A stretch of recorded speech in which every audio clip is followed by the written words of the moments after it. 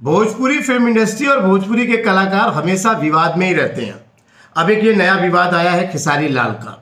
खैर इसमें खेसारी लाल का तो ज़्यादा नुकसान नहीं हुआ है, लेकिन खेसारी लाल के जो सहयोगी है, जो उनके साथ में काम करते हैं, जो उनके साथ में संगीतकार हैं, थोड़े बहुत गायक भी हैं, जो भी उनके साथ अभी उनके जो फंक्शन वगैरह में जाते हैं, कार्यक्रम की शुरुआत करते हैं, उनका इस बार काफ़ी सारा नुकसान हुआ है। हर बार तो खेसारी जी का होता था, इस बार जो है इन लोगों का भी हो गया है।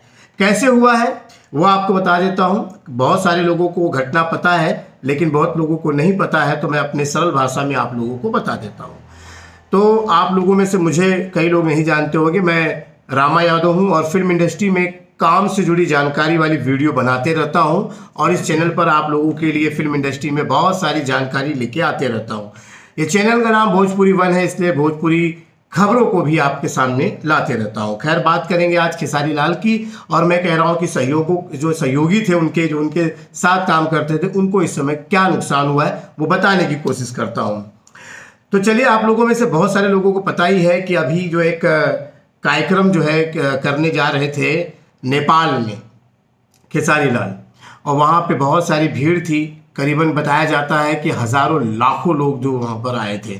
अब ये जाहिर सी बात है, खेसारी लाल के लिए वही दर्शक है जो हमेशा, जो खेसारी लाल अपने दर्शकों को, अपने ऑडियंस को आई लव यू करते रहते हैं, प्यार बोलते रहते हैं कि मैं बहुत प्यार करता हूँ। इस बार वही दर्शकों ने अपना प्यार का इजहार किया, और इस इजहार में जो है उनकी 3 गाड़ियों को जला दिया गया, सैकड़ों कुर्सियों को जो है तोड़ फोड़ के आग के हवाले कर दिया गया।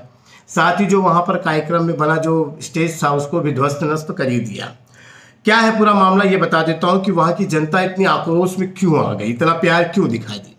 ऐसा है कि कार्यक्रम जो है नेपाल में होने वाला था, वहाँ पे जो फुटेज दिखाई दे रहा है उस हिसाब से वहाँ पर जो एक मैदान है बहुत बड़ा, और वहाँ पे मेला वेला भी लगा हुआ था, उसी में जो है ये कार्यक्रम भी होना था। कार्यक्रम की शुरुआत जो है ये सुबह से कुछ 11 बजे से हो गई थी, और लोग जो है खेसारी लाल को देखने के लिए जमा होना शुरू हो गए थे। अब काफ़ी भीड़ हो गई थी, लेकिन कार्यक्रम शुरू भी हो गया था, लेकिन खेसारी लाल अब आएंगे अब आएंगे अब आएंगे करते करते लोगों का जो है ये जो क्या कहते हैं इंतज़ार जो है वो जवाब दे गया। आखिर में खेसारी लाल 3 बजे तक वहाँ नहीं पहुँचे, और जब नहीं पहुँचे तो भाई हो गया हंगामा। अब हंगामे की वजह ये बताई जा रही है कि लोग जो वहाँ पहुँचे थे वो टिकट लेके पहुँचे थे, और टिकट भी कम दाम के नहीं थे, ज़्यादा थे। 500-500 रुपये जो है एक टिकट का लिया गया था। अब लोगों को, जब जिसको देखने के लिए आए थे वही नहीं आया वहाँ पर, तो भाई लोग गुस्सा हो गए। उन्होंने जो है अपना जो है गुस्सा निकाल दिया। अब इस स्टेज पे जो बेचारे जो दूसरे जो लोग थे, जो खेसारी लाल के आने के पहले जो कार्यक्रम कर रहे थे, कुछ एक महिला कलाकार थी और एक और भी जो सिंगर वगैरह थे, उनको जो है दबा के जो है लोगों ने आशीर्वाद दे दिया। खैर ये अच्छी बात बिल्कुल नहीं है। एक दर्शक को इस तरह से ये हंगामा नहीं करना चाहिए था। मैं वहाँ की जनता को एक बात बोलना चाहता हूँ कि देखिए, गलती किसी की भी हो, लेकिन वहाँ पे नुकसान आप लोगों को भी हो सकता था। वहाँ पे मैंने फुटेज में देखा कि बहुत सारी महिलाएं आई हैं, बच्चे आए हैं, बूढ़े आए हैं, और उसमें वो महिलाओं को भी काफ़ी सारा नुकसान। हालांकि अभी तक कोई ऐसा वीडियो नहीं आया कि जिसमें कोई दर्शकों को कोई नुकसान हुआ होगा, लेकिन पक्का नुकसान जरूर हुआ होगा, क्योंकि वो वहाँ पर भगदड़ का माहौल था, बहुत सारी चीज़ें तोड़ फोड़ की गई, तो लगा होगा दर्शकों को भी नुकसान हुआ होगा। लेकिन वहाँ पर अभी तक ऐसी वीडियो नहीं आई। फिलहाल जो वहाँ के स्टेज पे जो बेचारे कलाकार थे उनको भी जो है चोट मिली है, उनके जो इक्विपमेंट थे उनको तोड़ा गया है, और मतलब बहुत नुकसान जो किया गया है। और खेसारी लाल ने जैसे कि बताया है कि हमारी जो 3 स्कॉर्पियो को भी जो है जला दिया गया है। इसके बाद खेसारी लाल जी जो है उन्होंने कभी एक लाइव आए, और लाइव आने के बाद तुरंत, मतलब उसी 2-3 घंटे के बाद जब पता चला कि सब कुछ तबाह हो गया है, तो उन्होंने बताया कि मैं इसलिए नहीं पहुंच पाया क्योंकि जो है मेरे होटल के बाहर जो है नेपाल की जो पुलिस फोर्स है वो खड़ी हो गई थी, और वो कह रही थी कि भाई जो है कोरोना के प्रोटोकॉल के तहत में आपको जाने की इजाज़त नहीं दी जाएगी। और फिर वहाँ ये भी खुलासा उन्होंने किया कि जो किसी भी तरह का कोई परमिशन था जो नेपाल सरकार को देना था, वो उन्होंने दिया नहीं था। ये जो एजेंट थे जिन्होंने ये कार्यक्रम पूरा करवाया था, जो ऑर्गेनाइजर था, वो भी भाग गया था। तो उन्होंने कहा कि भाई जब ये कार्यक्रम की जो परमिशन थी ही नहीं, और फिर पुलिस मुझे वहाँ जाने नहीं दी, इसलिए मैं यहाँ पे रुक गया। ये सब बातें बता दी उन्होंने।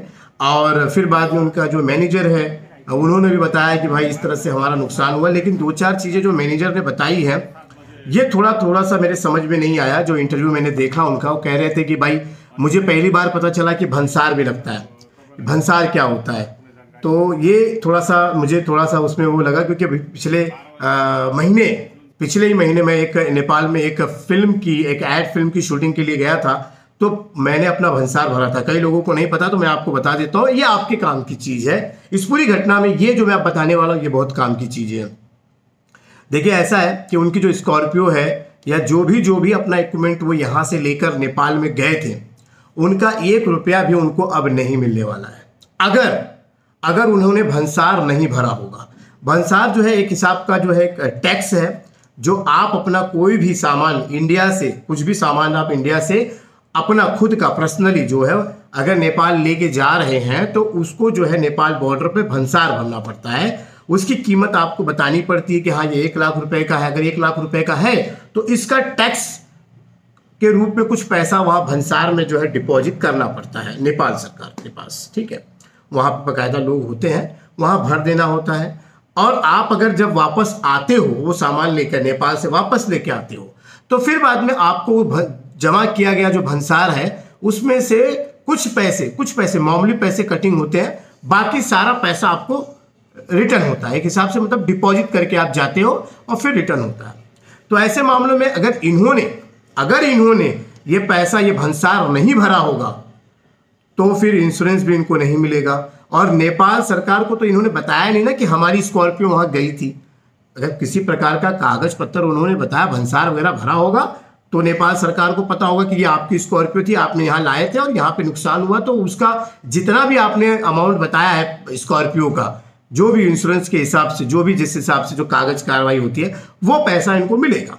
अगर इन्होंने नहीं बताया होगा, बिना भंसार दिए ये चले गए होंगे, तो भाई उनको किसी प्रकार का कोई नुकसान जो है वो जो नुकसान का पैसा वापस नहीं मिलेगा। अब इसमें मैंने वही कहा था आपको कि जो सहयोगी थे इनके, जो तबला वगैरह, जो म्यूजिक वगैरह, डीजे साउंड जो लेके गए थे, अगर इन लोगों ने भी अपना भंसार नहीं भरा है तो इनको किसी भी तरह का कोई मुआवजा नेपाल सरकार नहीं देगी।